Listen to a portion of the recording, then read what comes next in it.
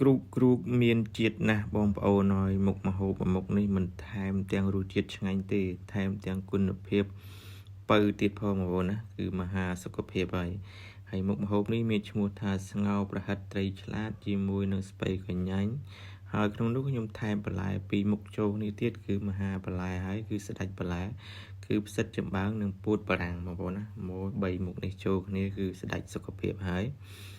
នឹងហើយម្ហូបនេះគេធ្វើតាមទីពេទ្យបងប្អូនមើលទៅពេទ្យគាត់ណែនាំឲ្យទៅលោកគ្រូពេទ្យនឹងណែនាំឲ្យទៅហូបម្ហូបនឹងទេអ្នកជំងឺមិនបាច់តមទេហូបមកឈឺអីក៏ហូបបានដែរមកមុខនេះគឺថាល្អមកពវៀនកាពះអីគឺថាមកចប់បងប្អូនណាហូបម្ហូបមុខនេះគឺថាអែមហើយចាស់អីគាត់អត់មានថ្មិញអត់មានបន្ទន់អីហូបបានស្រួលណាកាពះពវៀនដើរឡើងលូនហើយវិធីធ្វើងាយទេបងប្អូនគ្រាន់តែយកប្រហិតដែលគេត្រីឆ្លាតដែលគេកោសឲ្យថ្មីហ្នឹងបងប្អូនយកមកផ្សំគ្រឿងខ្លួនឯងបងប្អូនណាកុំទិញអាប្រហិតដុំគេមូស្រាប់មិនឆ្ងាញ់ទេព្រោះគេដាក់រសជាតិគេយើងមកដាក់រសជាតិយើងមកហើយមានគ្រឿងផ្សំមានអីទេបងប្អូនបើស្ករត្នោតមួយប៊ីចេងមួយម្សៅស៊ុបទឹកត្រីនឹងហើយបងប្អូនធ្វើឲ្យចាប់ដើមមូជាប្រហិតមកបងប្អូនណាយកអាសបកម្សៅស៊ុបនឹងមកដុំស៊ុបនឹងយកមកមូធ្វើប្រហិតមកបងប្អូនណាកុំឲ្យប្រឡាក់ដៃកុំឲ្យបបាក់រើសើមដៃអីបងប្អូនណាធ្វើតាមខ្ញុំចឹងមកគឺស្រួលហើយហ្នឹងហើយម្ហូបស្អីឲ្យយើងកែច្នៃទេបងប្អូនហើយបងប្អូនវាច្រើនស្ងោរតែស្ពៃកញ្ញាញ់មួយមុខទេមែនទេឥឡូវយើងមិចមុខម្ហូបពីរទៀតគេដាក់ផ្សំចូលគ្នាទៅតែយើងលាបថ្នាំអញ្ចឹងដែរពេទ្យដែរឲ្យមួយមុខទេបងប្អូនអើយចង់ជាតើតែផ្សំពី3មុខហើយម្ហូបយ៉ាងណាចង់ឆ្ងាញ់មានវីតាមីនច្រើន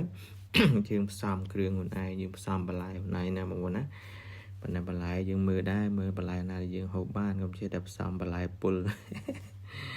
ហ្នឹងហើយបន្លែនេះសិតតែស្ដេចបន្លែបងប្អូនណាស្ពៃកញ្ញាញ់នេះគឺវីតាមីនច្រើនផ្សិតចំបើងជាពិសេសពោតបារាំងបងប្អូនណាពោតបារាំងហ្នឹងក៏ជាសុទ្ធមួយដែរបងប្អូនឈឺកាពះពោះវៀនគេតែងឲ្យដាំទឹកពោតបារាំងនឹងហូបឥឡូវនេះយើងយកមកស្ល3មុខនេះចូលគ្នាវាជាស្ដេចឲ្យសុទ្ធបាទបងប្អូនណាហើយតែស្ដេចម្ហូបបាទហើយម្ហូបនេះសាមញ្ញទេបងប្អូនតែមិនធម្មតាទេណាហ្នឹងហើយរសជាតិក៏ឆ្ងាញ់ហើយបងប្អូនដាំទឹកពុះហើយបងប្អូនដាក់ម្សៅដុំស៊ុបចូលម្ដុំមកយើងដួសទឹកក្តៅមកស្រួយលើប្រហិតដើម្បីឲ្យវានៅដុំបងប្អូនណាកុំឲ្យវារលាយពេលយើងចាក់ចូលទៅវានៅដុំបងប្អូនណាហើយវាជាប់តិចបងប្អូនប្រឡេះវាយកវែកប្រឡេះមកហើយយើងគ្របវាមកសធុមើលតែប្រហិតឆ្អិនហើយយើងភ្លក់មើលបងប្អូនចង់បានរសជាតិប៉ុណ្ណាបងប្អូនដាក់ប៉ុណ្ណឹងទៅមកណាហើយបងប្អូនឈឺទេកុំដាក់ស្ករច្រើនពេកណាហូបបាក់ស្ករបន្តិចដែរបន្លែនេះគឺបន្លែបើហើយប៊ីចេងនេះដាក់បន្តិចមកផ្សៅស៊ុបបន្តិចមកដើម្បីបន្ថែមរសជាតិវាណាយើងដាក់ម្ហូបពីរមុខនោះចូលមុនមកបន្លែផ្សិតនឹងពោតបារាំងចូលហើយឆ្អិនចាំយើងដាក់ស្ពៃកញ្ញាញ់តាមក្រោយមកណាឃើញទេតណ្ដែងហត់គ្រូបមកវាថាជាតិបងប្អូនហើយគេបងប្អូនដើរធ្លាប់ចូលពេទ្យដឹងហើយគ្រូពេទ្យធ្វើតែម្ហូបនឹងឲ្យអ្នកជំងឺហូបទេហើយយើងគិតហ្នឹងគ្រូពេទ្យមិនចូលធ្វើតែហ្នឹង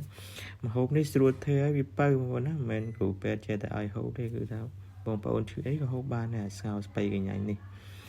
ហើយបើបងប្អូនតមផ្សិតតមអីយើងមិនបាច់ដាក់ទេតែបើដាក់អាផ្សិតច្បើងនេះចូលទៅទៀតនឹងជាមួយពោតបារាំងទៀតនឹងរឹតតែពិសេសពិសាបងប្អូនអើយគឺថាម្ហូបប្រមុខនេះដូចជាសុទ្ធសម្រាប់ប្រចាំគ្រួសារយើង